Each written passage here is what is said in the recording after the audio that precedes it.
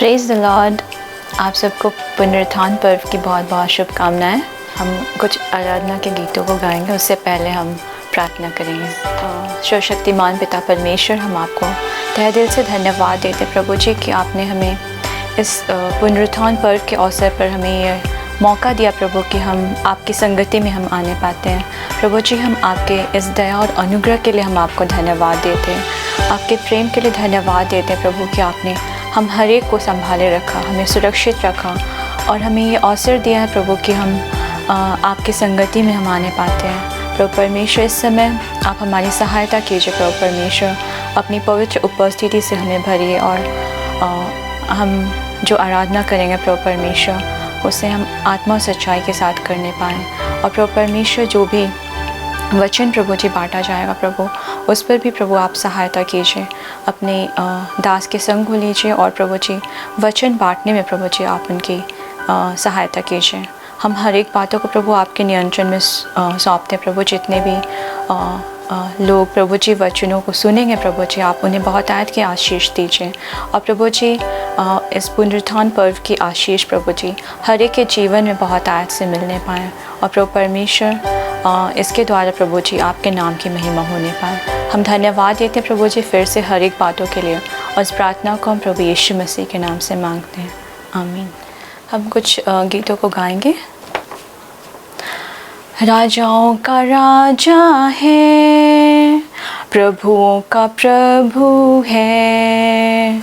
राजाओं का राजा है, प्रभुओं का प्रभु है। प्रभु यीशु मसीह, प्रभु यीशु मसीह, प्रभु यीशु मसीह, प्रभु यीशु मसीह। राजाओं का राजा है, प्रभुओं का प्रभु है। राजाओं का राजा है, प्रभुओं का प्रभु है। बुलाए चुने हुए विश्वासियों के नाम, जय पाना ही है, वचन का है आह्वान। बुलाए चुने हुए विश्वासियों के नाम, जय पाना ही है, वचन का है आह्वान। जब तक सांस रहे करे न हम विश्राम, जब तक सांस रहे करे न हम विश्राम। राजाओं का राजा है, प्रभुओं का प्रभु है। राजाओं का राजा है, प्रभुओं का प्रभु है। दुश्मन को हरा दिया, संसार को जीत लिया। दुश्मन को हरा दिया, संसार को जीत लिया। मृत्यु से पार होकर अनंत जीवन दिया। मृत्यु से पार होकर अनंत जीवन दिया। विधियों का जो लेख था उसने मिटा डाला। विधियों का जो लेख था उसने मिटा डाला। राजाओं का राजा है, प्रभुओं का प्रभु है। राजाओं का राजा है, प्रभुओं का प्रभु है। प्रभु यीशु मसीह, प्रभु यीशु मसीह, प्रभु यीशु मसीह, प्रभु यीशु मसीह। राजाओं का राजा है, प्रभुओं का प्रभु है। राजाओं का राजा है, प्रभुओं का प्रभु है। सचमुच में परमेश्वर महान है, वो हमारा राजा है, वो प्रभुओं का प्रभु है। और जितने भी उस पर भरोसा रखते हैं, परमेश्वर उनकी सहायता करते हैं। और उन्होंने हमें इस पुनरुत्थान के सामर्थ्य के द्वारा शैतान के सामर्थ्य पर विजयी हासिल की है। और हम इस बात के लिए हम परमेश्वर को धन्यवाद दें और उसकी महिमा करें। हम अगले गीत को गाएंगे, आज यीशु ज़िंदा है। आज यीशु ज़िंदा है, हम बताने आए हैं। आज यीशु ज़िंदा है, हम बताने आए हैं। हम बताने आए हैं, हाँ हम बताने आए हैं। आज यीशु ज़िंदा है, हम बताने आए हैं। आज यीशु ज़िंदा है, हम बताने आए हैं। हाँ हम बताने आए हैं, हाँ हम बताने आए हैं। हाँ हम बताने आए हैं, हाँ हम बताने आए हैं। आज यीशु ज़िंदा है, हम बताने आए हैं। जब यीशु दुनिया में था, कोढ़ी को चंगा किया। जब यीशु दुनिया में था, मुर्दों को जिंदा किया। जब यीशु दुनिया में था, कोढ़ी को चंगा किया। जब यीशु दुनिया में था, मुर्दों को जिंदा किया। ये हम बताने आए हैं, हाँ हम बताने आए हैं। ये हम बताने आए हैं, हाँ हम बताने आए हैं। आज यीशु ज़िंदा है, हम बताने आए हैं। आज यीशु ज़िंदा है, हम बताने आए हैं।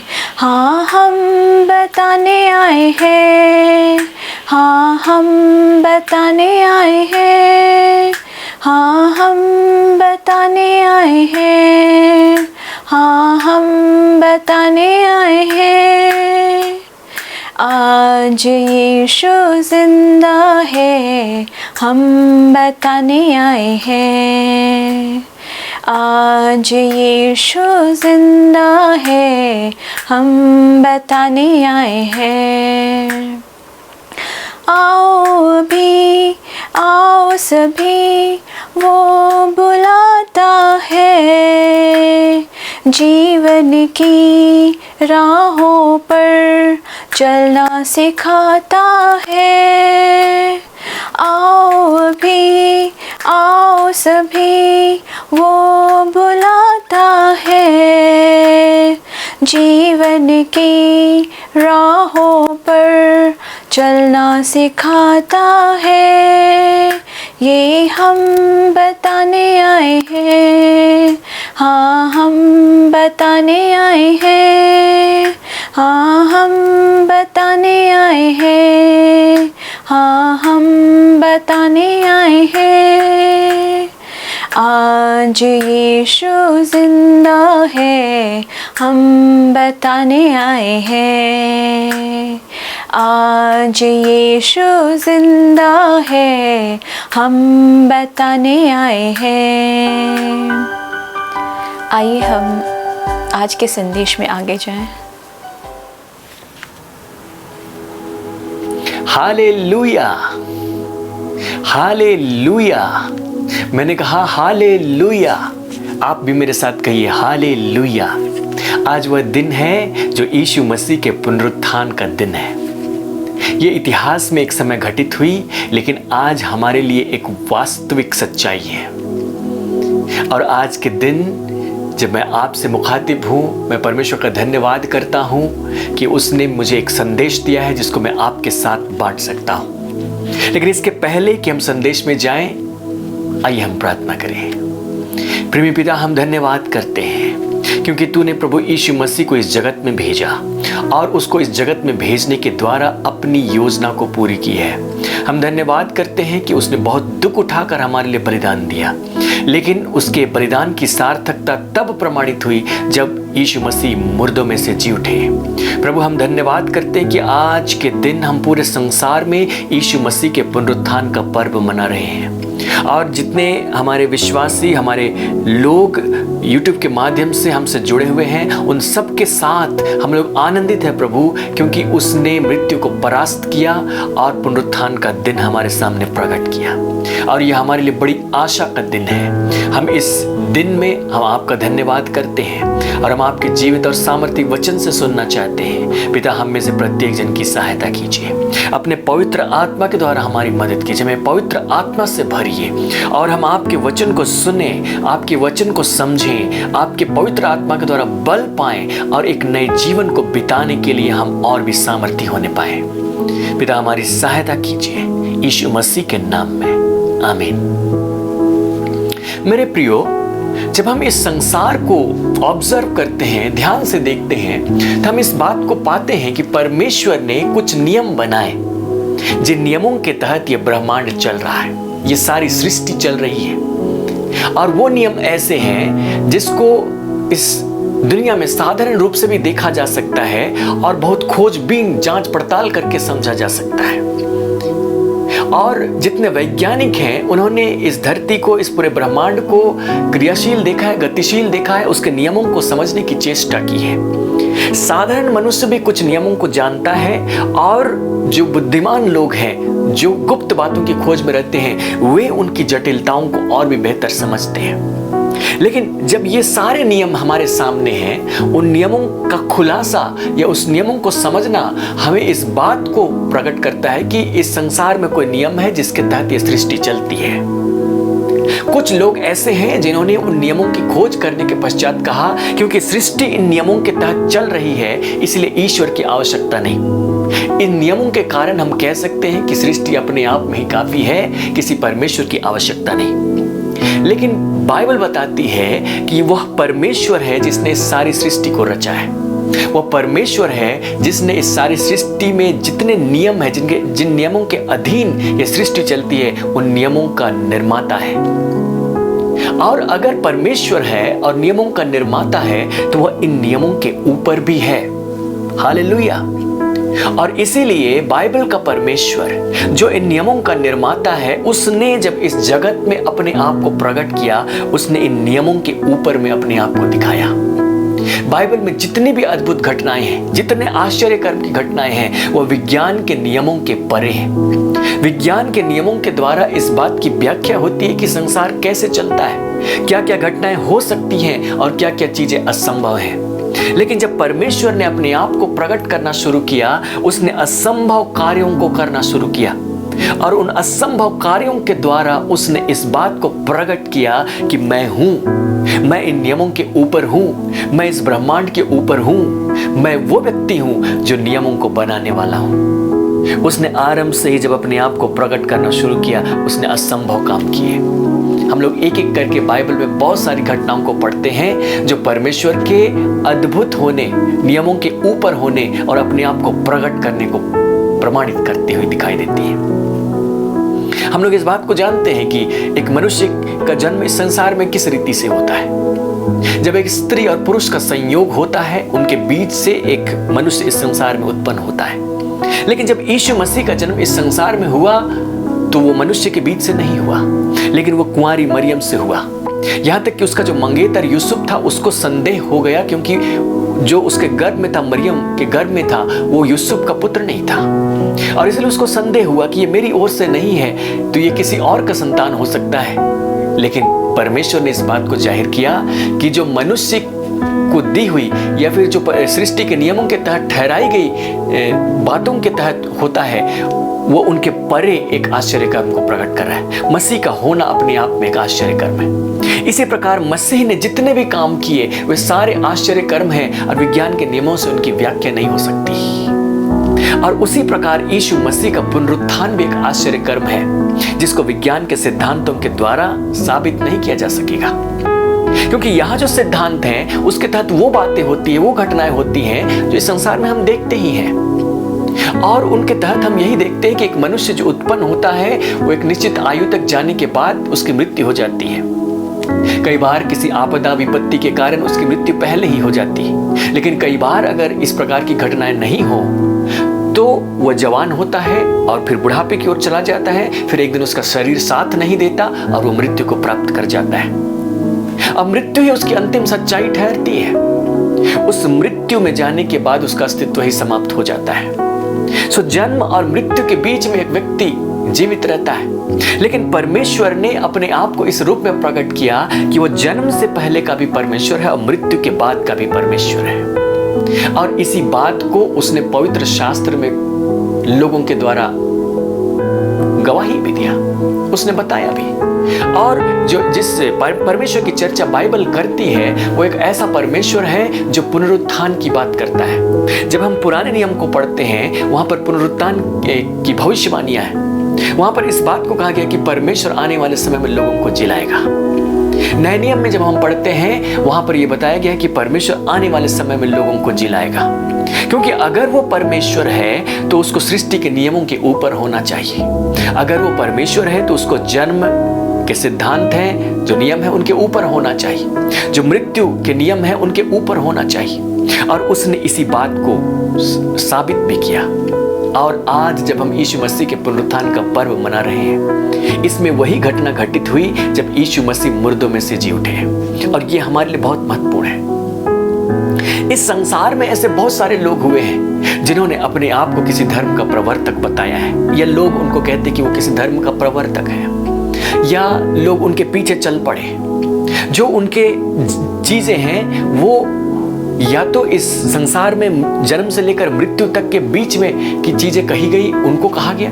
वे इस बात को बताने लगे कि जन्म से मृत्यु तक जो भी घटनाएं होंगी उसमें तुम बेहतर और श्रेष्ठ जीवन कैसे व्यतीत कर सकोगे, इसमें तुम बुराइयों से परे रहकर अपने जीवन को व्यतीत कैसे कर सकोगे।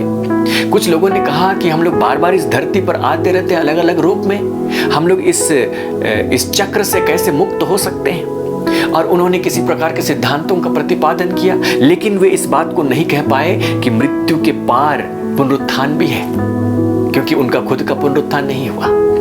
कुछ लोग ऐसे हुए जिन्होंने कहा कि मृत्यु के बाद पुनरुत्थान है, लेकिन उनका खुद का पुनरुत्थान नहीं हुआ और उनकी कहानी या उनके कथन जो है वो हवा में रह गए। लेकिन यीशु मसीह जब इस संसार में आए, उसने न सिर्फ इस संसार की बातें की, लेकिन उसने इस संसार के बाद की भी बातें की। उसने पुनरुत्थान की बातें की और उसने इस बात को बताया कि वह समय आता है जब वह लोगों को जिला करके उठाएगा। और ये बातें हवा में सिर्फ नहीं कही, लेकिन उसने अपने पुनरुत्थान के द्वारा इन बातों को साबित किया। सो यीशु मसीह का जो पुनरुत्थान है वो एक प्रकार की गारंटी है। जब वो मृत्यु के बाद की बात करता है, हम यीशु मसीह पर भरोसा कर सकते हैं। इस संसार में बहुत सारे लोग हुए जिन्होंने अपने मरने से पहले मृत्यु के बाद के विषय में बड़ी बड़ी बातें कही। उन्होंने कहा कि मृत्यु के बाद ऐसा होता है, मृत्यु के बाद वैसा होता है, आत्मा ऐसा होता है, आत्मा वो रूप धारण करती है, आत्मा के साथ ये है, आत्मा के साथ वो है। लेकिन ये सारी बातें जब उन्होंने कही, ये तब कही जब वे मरे नहीं थे। मरने के बाद क्या होता है, इस बात को वे मरने से पहले बता रहे थे। मरने के बाद उनका क्या हुआ हम नहीं जानते। मरने के बाद हम उनसे नहीं पूछ सकते कि वाकई में जो तुम कह रहे थे वैसा ही हुआ कि नहीं। मरने के बाद क्या होता है इसके विषय में लोगों की अपने अपने थ्योरीज हैं, अपने अपने सिद्धांत हैं, लेकिन उनमें से किसी बात को हम प्रमाणिक नहीं मान सकते। हम सिर्फ उसी व्यक्ति की बात को प्रमाणिक मान सकते हैं जो मृत्यु से गुजर करके आया है। सो मृत्यु के बाद क्या होता है, इसके लिए जो सबसे आधिकारिक व्यक्ति हो सकता है बताने के लिए कि क्या होता है, तो वो वही व्यक्ति हो सकता है जो मर करके जी उठे। और इसीलिए जो हमारा विश्वास है मसीही विश्वास है, जिसके तहत हम यीशु मसीह पर विश्वास करते हैं और बहुत सारी बातों पर विश्वास करते हैं, वो ऐसी हवा में नहीं है। हम लोग एक ऐसे व्यक्ति की गवाही या एक ऐसे व्यक्ति की शिक्षा पर आधारित होते हैं जो स्वयं मृत्यु के बाद में जी उठा। ये वही व्यक्ति है जिस पर हम अपने विश्वास को टिका सकते हैं। ये ऐसी चट्टान है जो स्थिर बनी रहती है, जो जीवन और मृत्यु के बाद दोनों को अनुभव से जानता है और हमारे सामने उसको स्पष्ट करता है। इसीलिए यीशु मसीह के विषय जब हम पवित्र शास्त्र में पढ़ते हैं और यीशु मसीह की उन शिक्षाओं को पाते हैं, नए नियम में उन शिक्षाओं को पाते हैं जो मृत्यु और उसके बाद में घटित होंगी, तो हम लोग निश्चयता को प्राप्त करते हैं कि अगर वो कह रहा है तो ये बातें सच है, क्योंकि वो मुर्दों में से जी उठा। उसकी बातें हवा में नहीं चली गई। उसकी बातें ऐसी नहीं कि उसने कही और पूरी नहीं हुई, खुद उसके जीवन में पूरी नहीं हुई, या सिर्फ उसकी बातें मनगढ़ंत हैं, हम ये नहीं कह सकते। लेकिन हम भरोसा कर सकते हैं कि जब वो कह रहा है, जब उसका वचन बता रहा है, तो ऐसा ही है, क्योंकि वो खुद मृत्यु और उसके बाद को जानता है। वो मृत्यु से लौट करके आया और जो वो कहता है वो सच्चा है। और यीशु मसीह की मृत्यु हुई, ये एक ऐतिहासिक घटना थी जिसको सभी व्यक्ति जानते हैं, क्योंकि जो भी इस संसार में उत्पन्न होता है उसकी मृत्यु होती है। लेकिन जो यीशु मसीह की मृत्यु हुई वो इस रूप में नहीं हुई कि सभी मरते हैं इसलिए यीशु मसीह मरे। बाइबल कहती है कि वो इसलिए मरे क्योंकि उसने अपनी मृत्यु के द्वारा हमारे पापों का हर्जाना चुकाया। जो हमने यीशु मसीह के मृत्यु के विषय में ध्यान किया पिछले शुक्रवार के दिन, जिसको हम गुड फ्राइडे भी कहते हैं, जिस दिन यीशु मसीह की मृत्यु हुई, उसका बलिदान हुआ, हम लोगों ने इस बात को समझा कि यीशु मसीह की मृत्यु क्यों हुई। यीशु मसीह इस जगत में आए थे और इस जगत में वो निर्दोष मेमने के रूप में आए थे, और निर्दोष मेमने के रूप में आकर उसने इस जगत के सभी लोगों का पाप अपने ऊपर लिया और सभी लोगों के पाप का हर्जाना उसने मृत्यु सह करके चुकाया। और पुनरुत्थान के द्वारा उसने इस बात को साबित किया कि जो हर्जाना मैंने चुकाया, जो मृत्यु मैंने सही, वो मेरे अपने पापों के लिए नहीं थी लेकिन दूसरों के पापों के लिए थी। जब यीशु मसीह क्रूस पर थे उसने बहुत सारी बातें कही। उसने कहा पूरा हुआ, और उसने उन सारी बातों को पूरा किया जिसको क्रूस पर चढ़ने के साथ साथ पूरा किया जा सकता था। लेकिन इतना कहने के बाद में यीशु मसीह की मृत्यु हुई, और उसकी मृत्यु हमारे लिए छुटकारे को लेकर आती। उसका लहू जो एक एक बूंद के रूप में उसके शरीर में था वो बहाया गया। लेकिन सिर्फ लहू बहने से ही सब कुछ पूरा नहीं हो जाता। उसकी मृत्यु हुई और मृत्यु होने के द्वारा कई बातें पूरी हुई, और वहां से यीशु मसीह को क्रूस पर से उतारा गया, उसकी देह को क्रूस पर से उतारा गया और उसको दफनाया गया। जब उसको दफनाया गया तब पुराने नियम की कुछ भविष्यवाणियां पूरी हुई। लेकिन सिर्फ वही बात नहीं, लेकिन वो मुर्दों में से भी जी उठा, और मुर्दों में से जी उठने के द्वारा उसने कई भविष्यवाणियों को पूरा किया।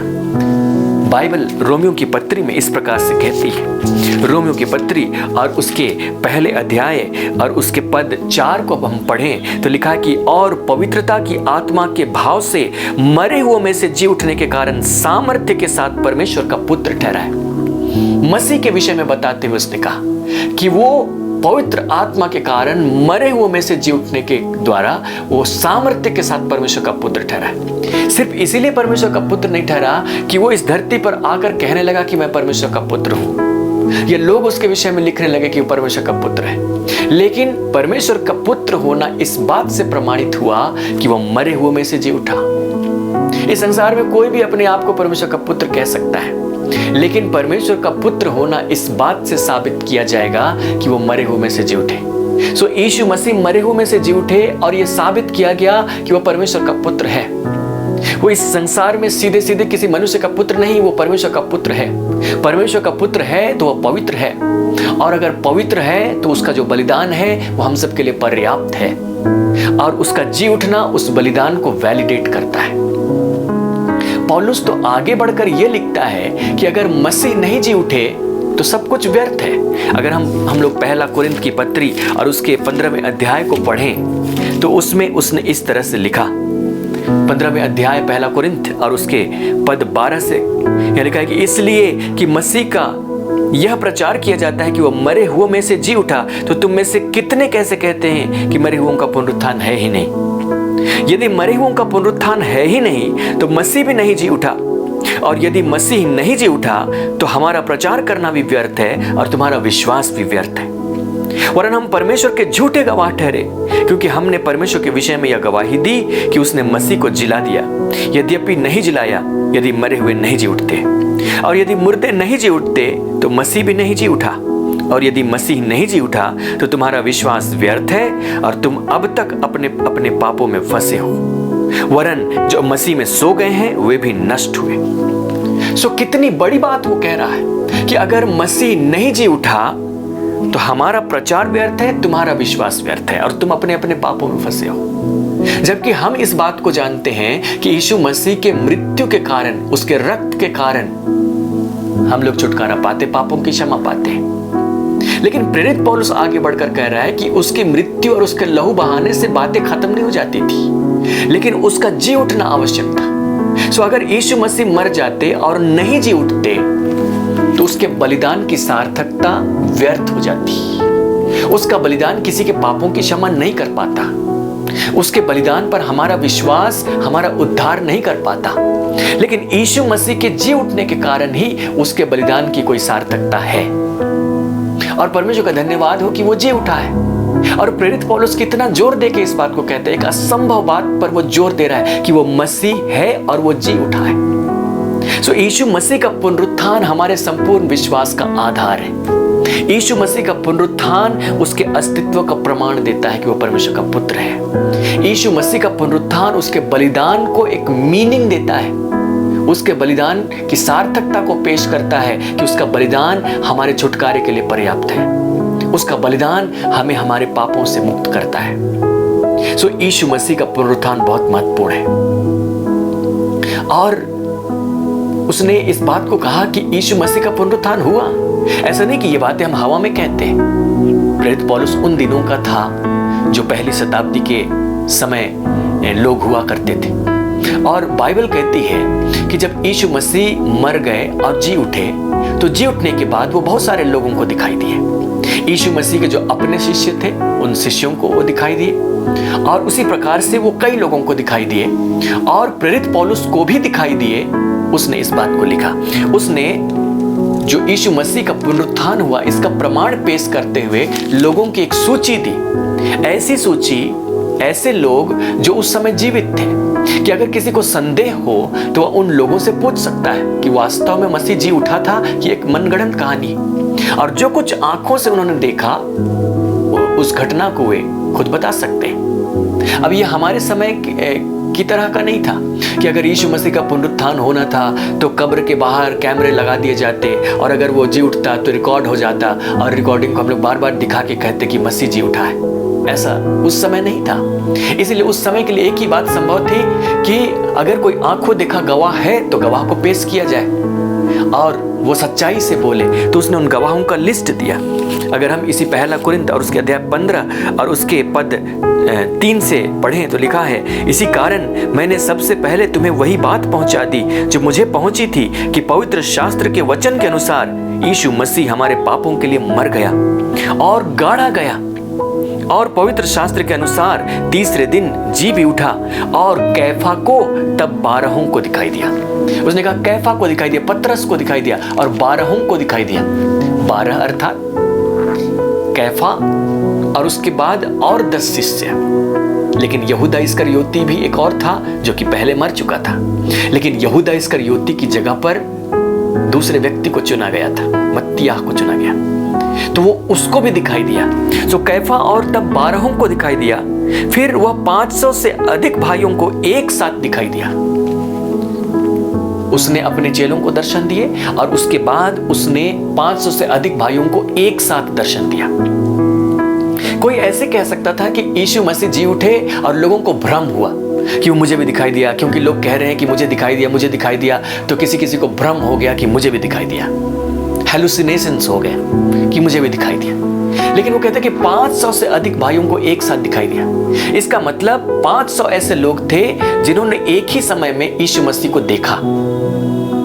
अब हेलुसिनेशंस किसी एक व्यक्ति को हो सकता है, 2 व्यक्ति को हो सकता है। 500 लोगों को अचानक हेलुसिनेशन हो जाए कि मरा हुआ यीशु मसीह उनके सामने आ गया, ऐसा नहीं हो सकता। और वो 500 लोगों की गवाही ये है कि उन्होंने यीशु मसीह को मरे हुए में से जी उठे अवस्था में देखा। तो ये हेलुसिनेशंस नहीं था, ये एक वास्तविक घटना थी। और वो लिखता है जिनमें से बहुत से अब तक जीवित हैं पर कुछ सो गए। मतलब उन 500 लोगों में से कुछ अभी भी जीवित हैं जिन्होंने यीशु मसीह को मरे हुए में से जी उठे देखा। तुम जाकर पूछ सकते हो, पौलुस के समय वो जीवित थे, हमारे समय तो जीवित नहीं है, लेकिन जो लिखित गवाही है वो यही है कि उन्होंने यीशु मसीह को देखा जी उठने के बाद। फिर लिखा है फिर वह याकूब को दिखाई दिया। अब ये याकूब कौन है? यीशु के 12 शिष्यों में से नहीं, लेकिन यीशु के भाइयों में से एक था। बाइबल कहती है कि जो यीशु मसीह के भाई थे वे यीशु मसीह पर विश्वास नहीं करते थे जब यीशु मसीह जीवित रहते हुए सुसमाचार का प्रचार करते थे। वे सोचते थे कि उसका चित्त ठिकाने नहीं, वो पागलपन कर रहा है, और वे उस पर विश्वास नहीं करते थे। यूहन्ना के सुसमाचार में इस बात को लिखा गया। उनमें से याकूब भी था यीशु मसीह के भाइयों में से। सो यीशु मसीह ने 12 को दर्शन दिए और 500 से अधिक भाइयों को दर्शन दिए, और उसके बाद उसने याकूब को दर्शन दिया, यीशु मसीह का भाई याकूब। और याकूब को दर्शन देने के बाद, क्योंकि सब जानते थे कि वो मर गया है, याकूब भी जानता था कि वो मर गया है, लेकिन याकूब को दर्शन देकर उसने उसका हृदय परिवर्तित किया और उसको अपने दल में शामिल किया। और ये याकूब वही है जो यरूशलेम की कलीसिया का अध्यक्ष ठहरा। क्योंकि अगर आप प्रेरितों के काम की पुस्तक को पढ़ेंगे अध्याय 15, तो वहां एक सभा बुलाई गई थी। वहां पर उस सभा की जो आखिरी बात कहता है, कंक्लूडिंग रिमार्क्स या जो सेंटेंस पास करता है, वो याकूब करता है, और ये यीशु का भाई है।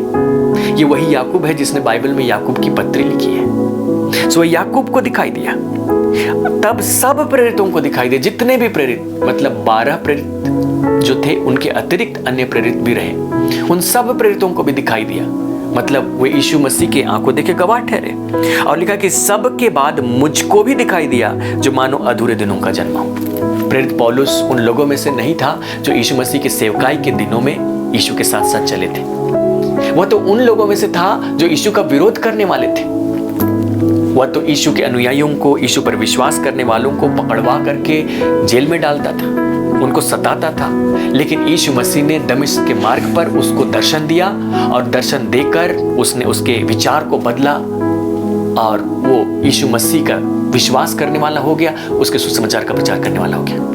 तो पौलुस कहता है कि सबके बाद मुझे भी दिखाई दिया। तो पौलुस कह रहा है कि मसीह जी उठा और वो मुझे भी दिखाई दिया है, वो सचमुच जी उठा है। तो हमारे पास बहुत सारे लोगों की गवाही है जिन्होंने मसीह को जीवित जी उठे हुए देखा। अगर हम तार्किक रूप से भी देखें तब भी हमारे पास ऐसे प्रमाण उठ खड़े होते हैं जो मसीह को जीवित साबित करने के लिए या हमें कन्विंस करने के लिए काफी है। उनमें से जो सबसे पहला प्रमाण है वो है खाली कब्र। क्योंकि इतना तो हुआ, यहूदी इस बात को मानते हैं, उस समय के इतिहासकार इस बात को मानते हैं। उस समय यह घटना घटी थी कि यीशु मसीह को क्रूस पर ठोका गया, वो मर गए और गाड़ दिए गए, दफना दिया गया। जिस कब्र में यीशु मसीह को रखा गया था उसकी पहरेदारी करने के लिए वहां जो पिलातुस था उसके सैनिक लगाए गए थे। तो वहां की सरकार जानती थी कि उसको कहां दफनाया गया था। लेकिन कुछ समय के बाद में जब यीशु मसीह जी उठे, अपने शिष्यों को दिखा दी, वो सबको नहीं दिखाई दिए, उसने गिन चुनकर जिनको उसने चुन रखा था उनको दर्शन दिया, उनके साथ में 40 दिन तक व्यतीत किया, उसका स्वर्ग में उठा लिए गए। उसके बाद वे शिष्य आगे निकलकर प्रचार करने लगे यीशु के विषय, कहने लगे कि यीशु जी उठा है, यीशु जी उठा है। अब अगर यीशु मसीह नहीं जी उठता तो उन लोगों के पास में एक उपाय था कि वे कब्र के पास जाते और बताते कि देखो ये कब्र जिसमें यीशु को रखा गया था, चलो खोलते हैं, इसका पत्थर हटाओ, देखो यीशु की लाश अंदर है। लेकिन हम इस बात को जानते कि कब्र में से पत्थर लुढ़काया जा चुका था, ऑलरेडी लुढ़काया जा चुका था। कोई भी उस कब्र में प्रवेश करके देख सकता था कि कब्र में यीशु नहीं है। तो जो खाली कब्र थी, जो सुनसान कब्र थी, वो पुकार पुकार कर कह रही थी कि मसीह यहां नहीं है, वो जी उठा है। सो यीशु मसीह के चेले प्रचार कर रहे थे कि मसीह जी उठा है। तो जो विश्वास नहीं करते थे उनको दिखा देना चाहिए था कि मसीह नहीं जी उठा है। कुछ कहते थे कि उसकी लाश चुरा कर ले गए, ऐसा कह दो, उन्होंने ऐसे ही रुपए देकर लोगों को घालवाया। अगर ऐसा था तो पूरे यरूशलेम में कहीं भी छान मार करके ये दिखाया जा सकता था कि यीशु की लाश को यहाँ छुपाया गया है। आखिर अगर यीशु के चेले उसकी लाश को छुपा कर ले गए, कहीं चुरा कर ले गए, सैनिकों से नजर बचाकर कहीं तो रखे होंगे, आदर सम्मान के साथ रखे होंगे। और इन पिछले 2000 सालों में कभी तो वो लाश मिली होती, लेकिन कभी नहीं मिली, क्योंकि उसकी लाश इस प्रकार कभी थी नहीं, क्योंकि वो जी उठा था। तो जो खाली कब्र है वो इस बात का प्रमाण है, और वो खाली कब्र आज भी इजराइल के देश में है, और वो इस बात का प्रमाण है कि मसीह मुर्दों में से जी उठा है। दूसरा प्रमाण जो है वो ये है कि जो यीशु मसीह के चेले थे, जिनके विषय बाइबल बताती है, जो यीशु मसीह के सेवकाई के समय में रहे थे, यीशु मसीह के सेवकाई के दिनों में उसके साथ साथ रहे थे, सीख रहे थे, और बहुत सारे अपने बातों के द्वारा, अपने कामों के द्वारा बहुत सारी चीजों का प्रदर्शन कर रहे थे। और वे जो चेले थे यीशु के पीछे हो लिए थे, और जब हम सुसमाचार को पढ़ते हैं तो हम पाएंगे कि उनके विचार किस प्रकार थे या उनका समर्पण किस प्रकार से था।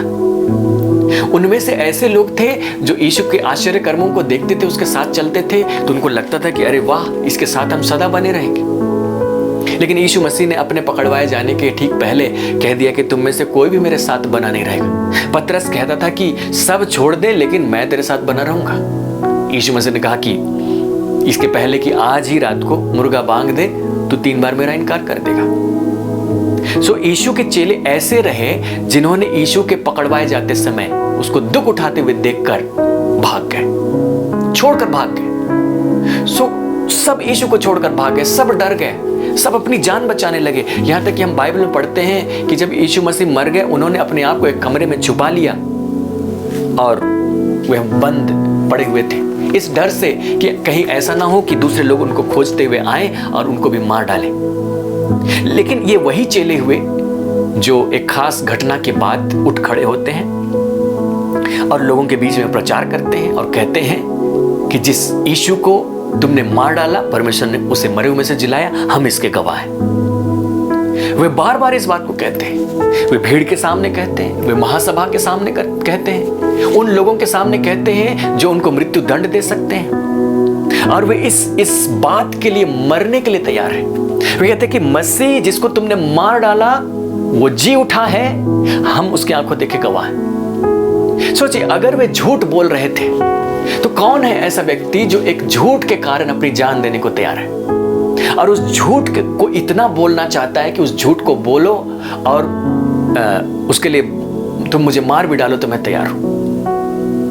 क्योंकि सब अपने मृत्यु से डरते हैं, मृत्यु के बाद क्या होगा उसके लिए डरते हैं, कम से कम झूठ बोलकर तो ना मरे। और वे प्रचार कर रहे हैं कि यीशु मसीह मुर्दों में से जी उठा है, हमने उसको देखा है। अगर उन्होंने वास्तव में उसको नहीं देखा होता, झूठ बोल रहे होते, तो बहुत बड़ा रिस्क ले रहे थे। और ऐसा तो कोई 1-2 व्यक्ति कर सकता था, लेकिन यीशु के सारे चेले यही कर रहे थे। सो जिस बात के लिए उन्होंने अपने जीवन को दांव पर लगा रखा है,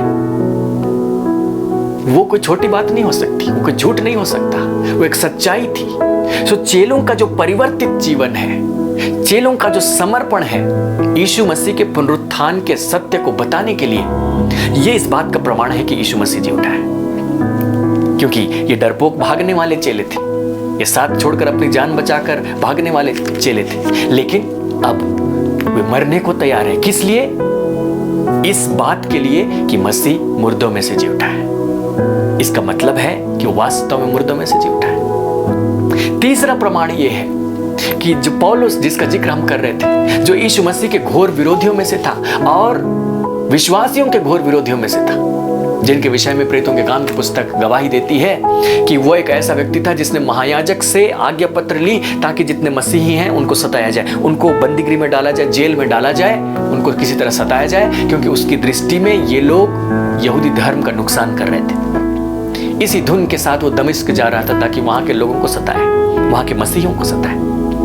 लेकिन रास्ते में यीशु मसीह ने उससे मुलाकात की, जिसकी चर्चा आपको प्रेरितों के काम अध्याय 9 में मिल जाएगा। और वहां यीशु मसीह ने उससे मुलाकात की, उसने उस जी उठे हुए यीशु मसीह को देखा, वह घोड़े पर से गिर पड़ा, उसको दमिश्क पहुंचाया गया, उसके विचार बदल गए। फिर जो दूसरों को सताने के लिए निकला था, वही व्यक्ति सताए जाने के लिए तैयार हो गया और वो यीशु मसीह का प्रचार करने लगा। यीशु मसीह के लिए समर्पित हो गया और उसने उसके लिए बहुत दुख उठाए। दूसरा कुरिन्थ और उसके अध्याय 11 में हम पढ़ करके देखते हैं कि उसने बहुत दुख उठाए। अगर हम उसके दुखों का लिस्ट देखना चाहें तो दूसरा कुरिन्थ और उसके अध्याय 11 और उसके पद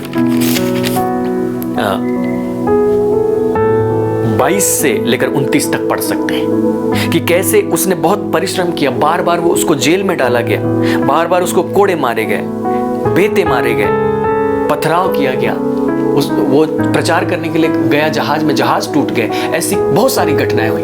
इन सारे दुखों को, इन सारे तकलीफों को, समस्याओं को सहने के लिए वो तैयार हो गया, जबकि आरंभ में वो खुद लोगों को सताता था।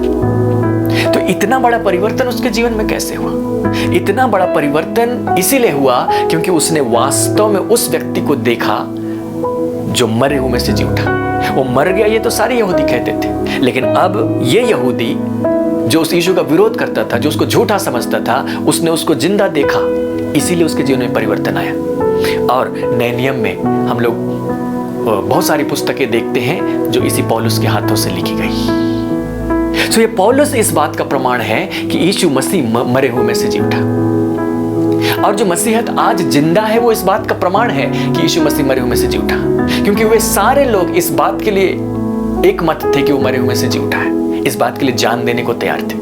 और पहली शताब्दी में उन पर बड़े बड़े अत्याचार हुए, उन लोगों को मार डाला गया सिर्फ इस बात के लिए कि वे यीशु पर विश्वास करते थे और ये कहते थे कि वो मरे हुए में से जी उठा है। तो उन्होंने मृत्यु को गले लगाने में कोई हिचक नहीं बरती, क्योंकि उन्होंने इस बात को समझा कि यीशु मसीह मर गया और जी उठा, इसी प्रकार मेरे शरीर को मार दो, मैं भी जी उठूंगा एक दिन। उनके विश्वास का आधार यीशु मसीह था। और मसीहत लगातार अभी भी धरती पर है, आज हम तक पहुंची है। सो ये सारी चीजें इस बात का प्रमाण है कि वो मरे हुए में से जी उठा। लेकिन जितने प्रमाण मैंने आपके सामने पेश किए, मेरे पास उससे भी बड़ा प्रमाण है।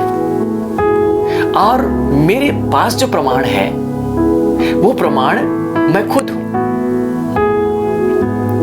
और वो इसलिए क्योंकि बाइबल कहती है कि यीशु मसीह मर गए और वो जी उठे। और बाइबल बताती है कि उसके मरने के कारण क्या परिणाम होते हैं और उसके जी उठने के कारण क्या परिणाम होते हैं उस व्यक्ति के ऊपर जो उस पर विश्वास करता है। सो जब मैंने उस यीशु मसीह पर विश्वास किया जिसके विषय बाइबल कहती है कि वो मर गया और गाड़ा गया और जी उठा, तो मैंने अपने जीवन में उन परिवर्तनों को आते हुए देखा जिनके विषय बाइबल साक्षी देती है कि अगर एक व्यक्ति यीशु पर विश्वास करता है कि वो उसके लिए मर गया, गाड़ा गया, जी उठा, तो उसके साथ ये चीजें होंगी। और वो चीजें मेरे साथ हो रही हैं। मुझे और किसी प्रमाण की आवश्यकता नहीं। मुझे इस प्रमाण की आवश्यकता नहीं कि पतरस आकर कहे कि वो मरे हुए से जी उठा।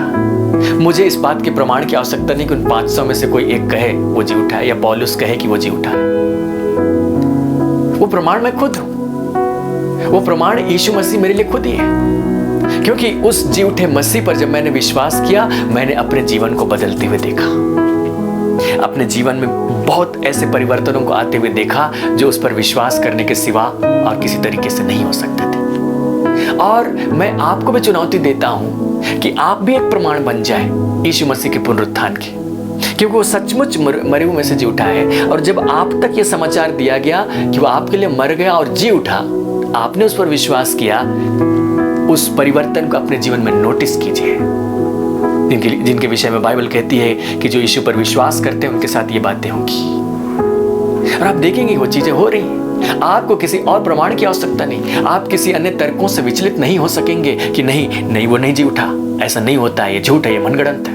कोई भी कहे आपको फर्क नहीं पड़ेगा, क्योंकि आप अपने आप में एक प्रमाण होंगे। जैसे मुझे इस बात में कोई संदेह नहीं कि वो मरे हुए में से जी उठा। मेरे लिए मैं ही प्रमाण हूं। मेरे जीवन में जो बातें हुई, जो परिवर्तन हुआ, वे ही प्रमाण है कि मसीह मुर्दों में से जी उठा। आपके लिए आप ही प्रमाण ठहरी। यीशु मसीह मुर्दों में से जी उठा है। उसने अपने आप को जी उठा हुआ दिखाया। बाइबल साक्षी देती है। मैं उसके वचन पर विश्वास करता हूं, और इसीलिए भी विश्वास करता हूं क्योंकि मेरे साथ में विश्वास के कारण कुछ परिवर्तन है, परिवर्तन होते चले जा रहे हैं, और वो सब वचन के अनुसार है। सो यीशु मसीह जी उठे हैं, वास्तव में जी उठे हैं। मैं आपको यकीन दिलाना चाहता हूं कि वो वास्तव में जी उठे हैं। आप भी उस पर पूरा भरोसा रख सकते हैं। और इसीलिए मृत्यु के बाद क्या होगा, मृत्यु के बाद स्वर्ग होगा या नरक होगा, या हम कहाँ जाएंगे, हमारी आत्मा कहाँ जाएगी, इसके विषय यीशु मसीह जो कुछ बताते हैं, उसका वचन जो कुछ बताता है, उस पर आप भरोसा कर सकते हैं। आप भरोसे के साथ आगे बढ़ सकते हैं। भरोसे के बाद निश्चिंतता आती है। निश्चिंतता में अपने जीवन को व्यतीत कर सकते हैं। निश्चिंतता के साथ में परमेश्वर का धन्यवाद आता है, उसकी स्तुति आती है, आराधना आती है। आप वो करते हुए अपने जीवन को व्यतीत कर सकते हैं। और परमेश्वर का कार्य आता है जो उसने हमारे करने के लिए दिया, उन कार्यों को हम उत्साहपूर्वक कर सकते हैं। और अगर उसके नाम के कारण सताए जाने का भी मौका मिले तो हम उसके लिए भी अपने आप को तैयार रख सकते हैं कि तुम इस शरीर को तो सता सकते हो, इस शरीर को तुम मार डाल सकते हो, लेकिन मेरे पास में उससे बढ़कर एक आशा है, क्योंकि मेरा प्रभु वास्तव में जी उठा है। और अगर तुम इसे मार भी दो तो यह शरीर जी कर उठेगा। हालेलुया। सो मैं आपको कहना चाहता हूं कि इस पुनरुत्थान के पर्व को मनाते हुए आप भी एक प्रमाण बने कि मसीह मुर्दों में से जी उठा है। लेकिन आज मैं कुछ और बातों को आपके सामने रखूंगा जो इसी पुनरुत्थान से संबंधित है। और इसको देखने के लिए हम पुराने नियम की कुछ बातों को देखेंगे। जो इजरायली लोग थे उनको बहुत सारी विधियां दी गई थी, बहुत सारे नियम दिए गए थे मानने के लिए, जिनको हम व्यवस्था कहते हैं। उस व्यवस्था में कुछ पर्व भी दिए गए थे जिनको वे मनाते थे। एक साल के भीतर में उनको कम से कम 7 पर्व मनाने होते थे। और उन 7 पर्वों में से 4 पर्व ऐसे थे जो कटनी से संबंधित थे या उसके उस मौसम के आसपास मनाए जाते थे। और जो 3 पर्व थे वो बाद में मनाए जाते थे। और जब हम बारीकी से बाइबल का अध्ययन करते हैं तो इस बात को पाते हैं कि ये सारे पर्व ऐसे हैं जो यीशु मसीह में पूरे होते हैं। और हम लोग यीशु मसीह के विषय में बाइबल में पढ़ते हैं कि उसका 2 बार आगमन इस धरती पर है। पहला आगमन जो हो चुका, और उस आगमन के साथ उसने कुछ बातों को पूरा किया, और फिर वो स्वर्ग को लौट गया। लेकिन वो फिर से आएगा, और जब वो आएगा तो कुछ बातें पूरी होंगी। तो ये जो पर्व इजरायलियों को मानने के लिए दिए गए थे, वे यीशु मसीह के आगमन, दोनों आगमनों के साथ में किसी रूप में जुड़े हैं। तो मैं उसके विषय में कुछ बातें आपको बताता हूं। आप उन पर्वों के विषय में पढ़ना चाहें तो आप लाव्य व्यवस्था की पुस्तक और उसके अध्याय 23 में पढ़ करके देख सकेंगे। इसमें जो सबसे पहला पर्व है, जो साल के एकदम आरंभ में मनाया जाता था, वो पर्व है फसह, जिसको पास्का भी कहते हैं। और ये जो फसह का पर्व था इसलिए मनाया जाता था कि इजरायली मिस्र से निकल करके आए थे, और जिस रात वे निकल करके आए थे, अर्थात पहले महीने के 14वीं तारीख को, उस तारीख को उन्होंने एक मेमना बलि किया था, उसके लहू को अपने दरवाजे पर लगाया था। मृत्यु का दूत उनको छोड़ गया और मिस्रियों के पहलौठों को मार डाला, और उसी रात वे मिस्र से छूट करके निकले। सो गुलामी से छुटकारे के प्रतीक के रूप में उस पर्व को वे मनाते थे। तो हमारे लिए यीशु मसीह वही फसह का मेमना है जो बलिदान हुआ, जिस पर विश्वास करने के कारण हम लोगों ने इस संसार से, शैतान से, अंधकार के राज्य से छुटकारा पाया और परमेश्वर के राज्य में प्रवेश किया। जो फसह का पर्व इजरायली मनाते थे, वो फसह का पर्व हमारे लिए भी यीशु मसीह में पूरा हो जाता है कि यीशु मसीह हमारे लिए फसह का मेमना है। और वो हम लोगों को मिस्र की गुलामी से नहीं, लेकिन अंधकार और शैतान और पाप की गुलामी से निकाल कर परमेश्वर के राज्य में ले जाता है।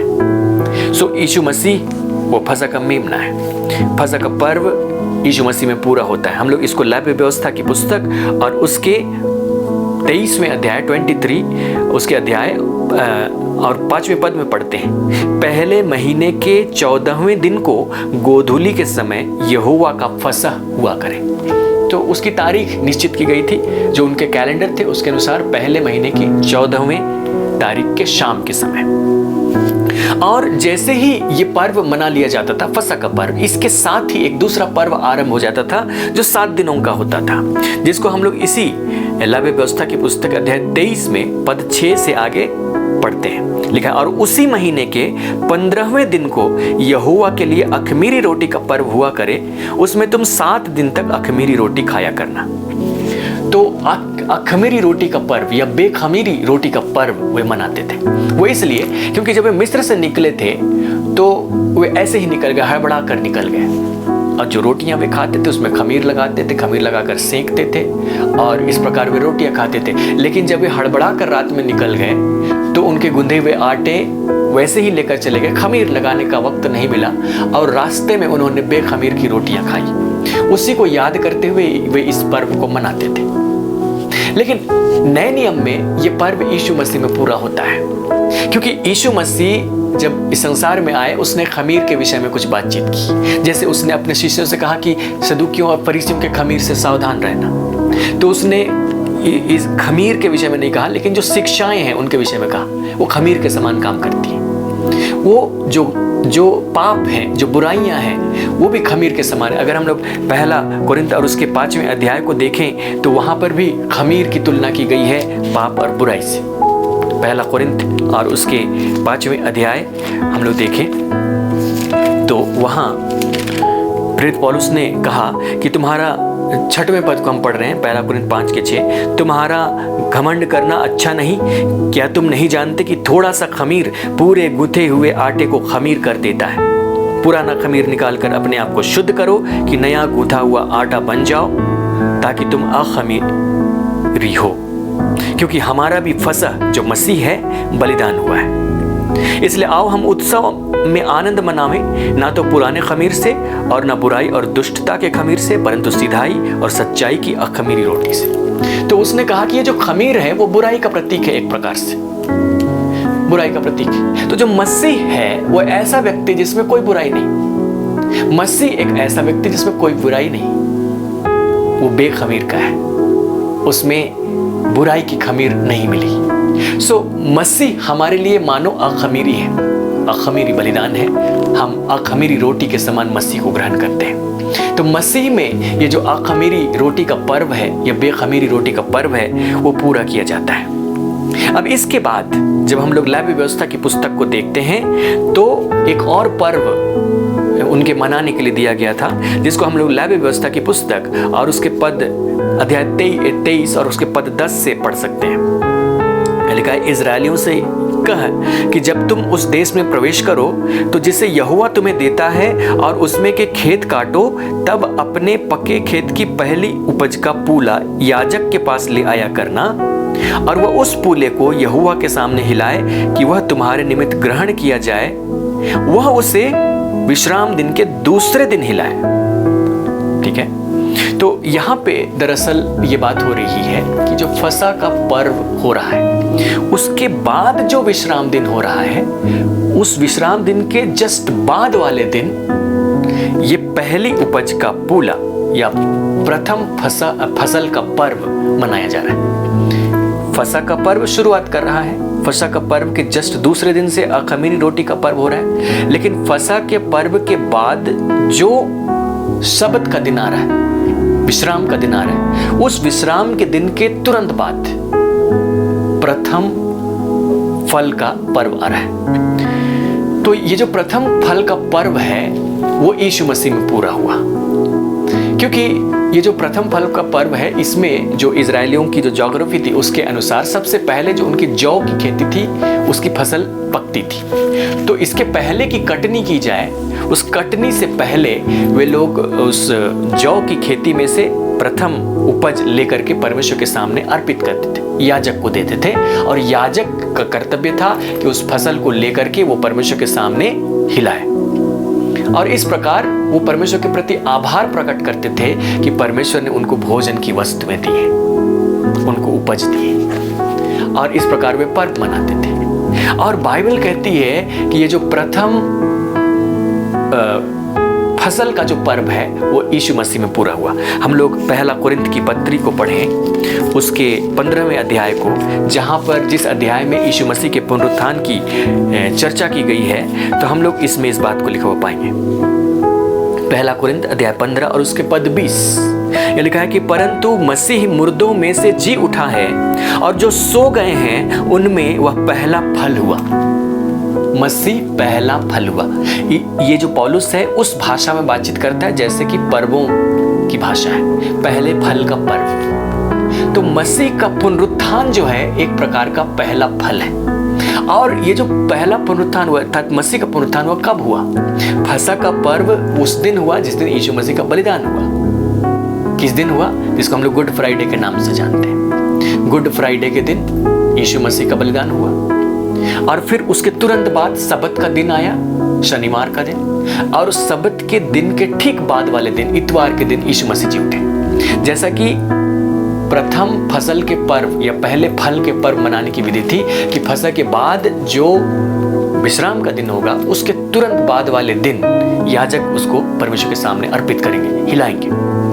तो उसी प्रकार यीशु मसीह उस विश्राम के दिन के तुरंत बाद वाले दिन जी उठे और पौलुस का कहना है कि वह मुर्दों में से जी उठने वालों में पहला फल हुए।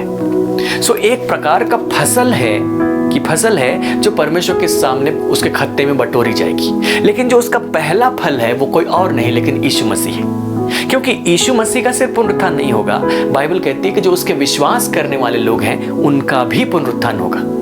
लेकिन विश्वास करने वाले जो जी उठेंगे उनमें जो पहला व्यक्ति हुआ, जो इस प्रकार का पुनरुत्थान होगा, उसमें जो पहला व्यक्ति होगा वो यीशु मसीह है। अब देखिए, यीशु मसीह के पहले भी बहुत सारे लोग जी उठे। जैसे कि खुद यीशु मसीह ने लोगों को जिंदा किया, जैसे याईर की बेटी को जिंदा किया, या लाजर को जिंदा किया, या नाइन नगर की विधवा के बेटे को जिंदा किया। पुराने नियम में भी हम लोग मुर्दों को जी उठते हुए देखेंगे। लेकिन वो जो मुर्दों का जी उठना था वो अलग प्रकार का था, क्योंकि उसमें एक व्यक्ति जो जी उठता था अपने उसी शारीरिक स्थिति में रहता था जैसा जी उठने के पहले की थी। जिस अवस्था में मरे थे उसके मरने के स्थिति को रिटर्न करके पहले की स्थिति को ला दिया जाता था, जिसमें उनका शरीर वैसे ही शरीर था जो बाद में फिर बीमार हो सकता था, फिर मर सकता था, बूढ़ा हो सकता था, और आखिरकार वे बाद में फिर मर ही गए। जैसे वो नाइन नगर की विधवा का बेटा आखिर जिलाया गया, अब बाद में मर ही गया होगा। लाजर जो जिंदा किया गया वो मर ही गया होगा। ऐसे ही जो लोग जिंदा किए गए मर ही गए होंगे। लेकिन जो मसीह जी उठा वो इस प्रकार जी उठा कि दोबारा नहीं मरेगा। उसका जो शरीर है उसको रूपांतरित किया गया। उसका शरीर इस प्रकार से हुआ कि वो बूढ़ा नहीं हो सकता, वो पाप नहीं कर सकता, वो मर नहीं सकता। वो ऐसे शरीर के साथ पुनरुत्थित हुआ। तो ऐसे शरीर के साथ पुनरुत्थित होने वाला पहला व्यक्ति यीशु मसीह, और ठीक उसी प्रकार के शरीर के साथ जिनका पुनरुत्थान होगा वो हम लोग भी हैं। लेकिन हम लोग बाद में उस प्रकार के शरीर के साथ पुनरुत्थान पाएंगे। लेकिन पहला फल मसीह हुआ।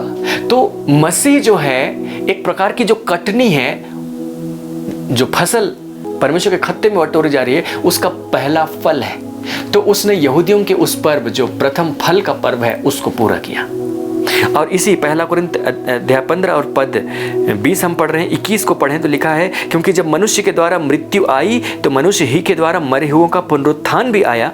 और जैसे आदम में सब मरते हैं वैसे ही मसीह में सब जिलाए जाएंगे, परंतु हर एक अपनी बारी से, पहला फल मसीह, फिर मसीह के आने पर उसके लोग।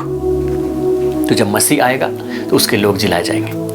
अगर हम लोग वापस लव्य व्यवस्था की पुस्तक को पढ़ें तो वहाँ पर प्रथम फल के पर्व के बाद जिस पर्व का जिक्र आता है वह है सप्ताहों का पर्व, जिसको कटनी का पर्व भी कहा जाता था। क्योंकि जो मौसम थे उसके अनुसार पहले जौ की खेती होती थी, उसकी कटनी होती थी, और उसके कुछ समय के बाद गेहूं की फसल पक जाती थी, फिर उसकी कटनी होती थी। तो जो सबसे पहले जिस फसल की कटाई हुई उसका जो पहला उपज था उसको वे अर्पित करते थे परमेश्वर के सामने, और उसके बाद भी जो जो उपज होती थी उसके पहले फल को अर्पित करते ही थे। लेकिन जो कटनी का पर्व था या सप्ताहों का पर्व था वो मानो ऐसा था कि सब प्रकार की कटनी समाप्त हो गई। गेहूं की फसल से रिलेटेड सब प्रकार की कटनी समाप्त हो गई। अब उसके अंत में एक पर्व मनाया जा रहा है, सप्ताहों का पर्व। और सप्ताहों के पर्व के विषय या कटनी के पर्व के विषय हम लोगों को लव्य व्यवस्था की पुस्तक और उसके अध्याय 23 और उसके 15 से लेकर 22 में मिल जाएगा। और उसकी जो टाइमिंग है वो ये है कि पद 15 से देखिए, फिर उस विश्राम दिन के दूसरे दिन से, अर्थात जिस दिन तुम हिलाई जाने वाली भेंट के पूले को लाओगे, उस दिन से पूरे 7 विश्राम दिन गिन लेना। मतलब फसह का पर्व हुआ, उसके बाद जो विश्राम का दिन, उसके ठीक बाद वाले दिन प्रथम फल का पर्व, और उसी के बाद से 7 विश्राम दिन गिन लेना। अब एक विश्राम दिन आएंगे 7 दिन के बाद, यानी 49 दिन और लिखता है 7 विश्राम दिन गिन लेना, 7वें विश्राम दिन के दूसरे दिन तक 50 दिन गिनना। तो वहां से गिनेंगे तो 50 दिन। तो जो 50वां दिन था, उस दिन यहोवा के लिए नया अन्न बलि चढ़ाना।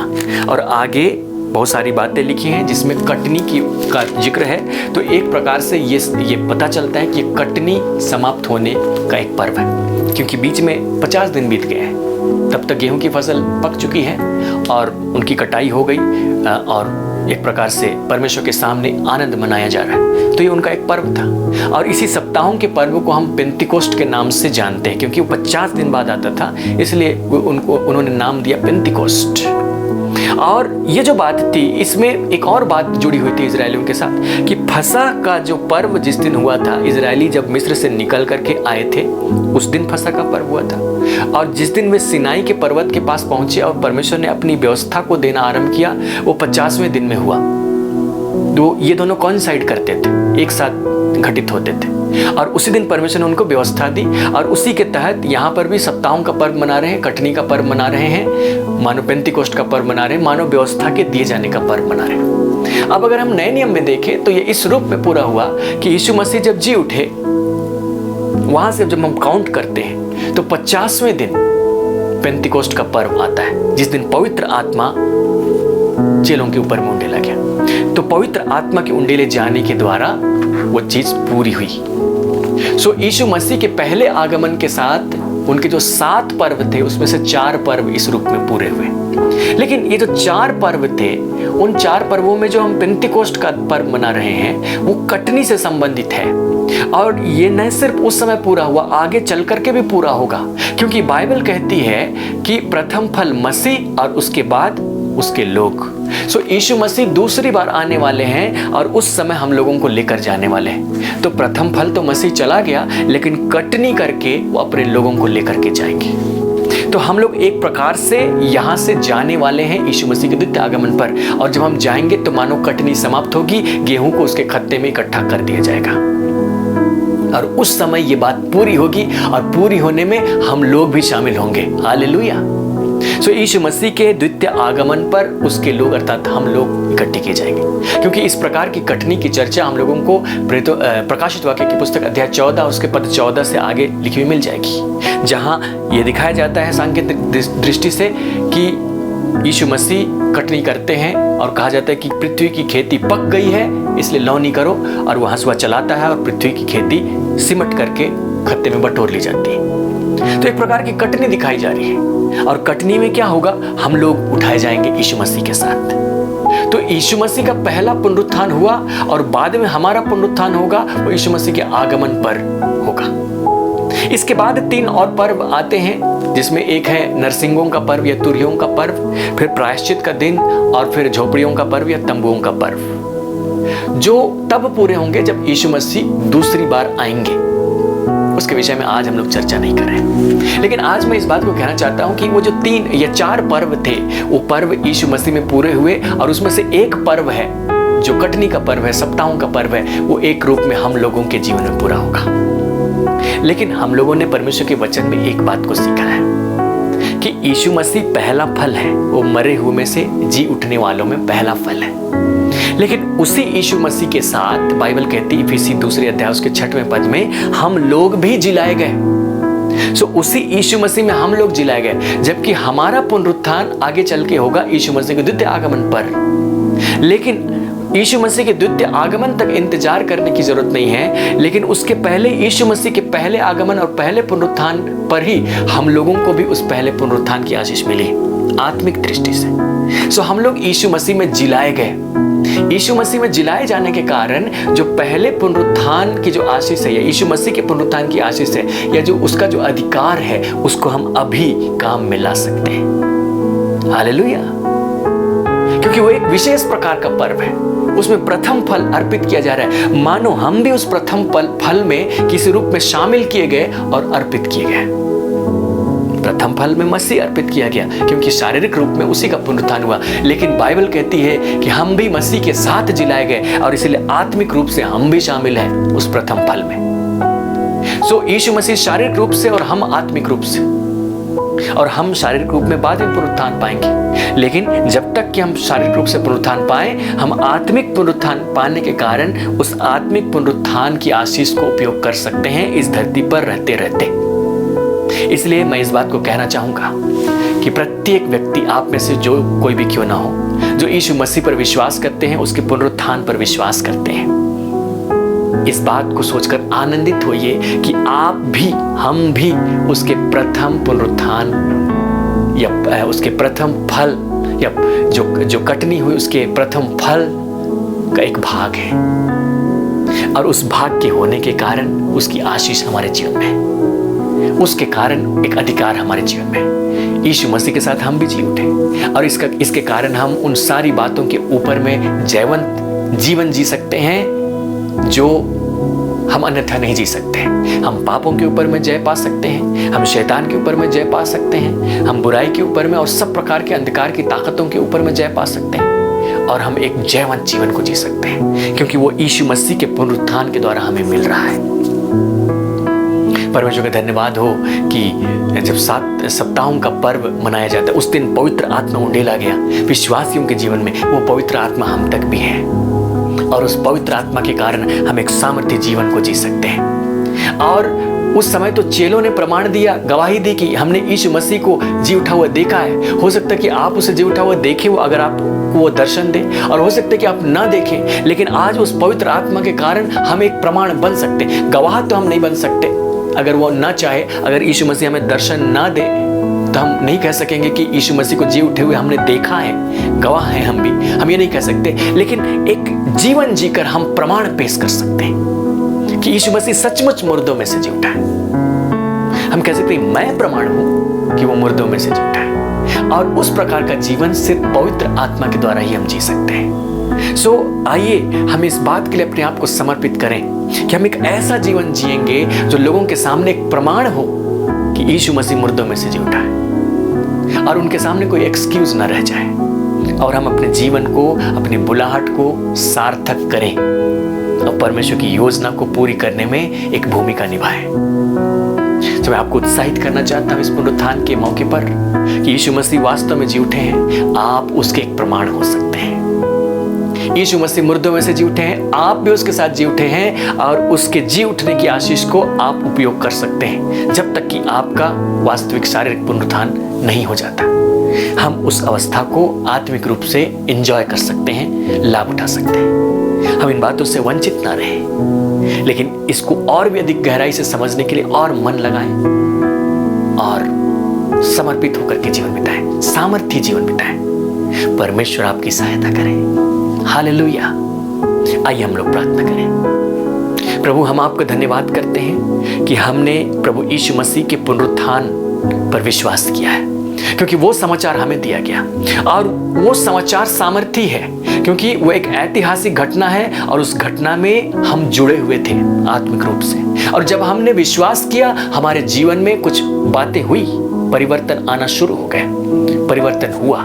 प्रभु, हम धन्यवाद करते हैं, और इसलिए आज हम प्रमाण हैं कि यीशु मसीह मुर्दों में से जी उठा। पिता, हमारा जीवन इस बात का प्रमाण है।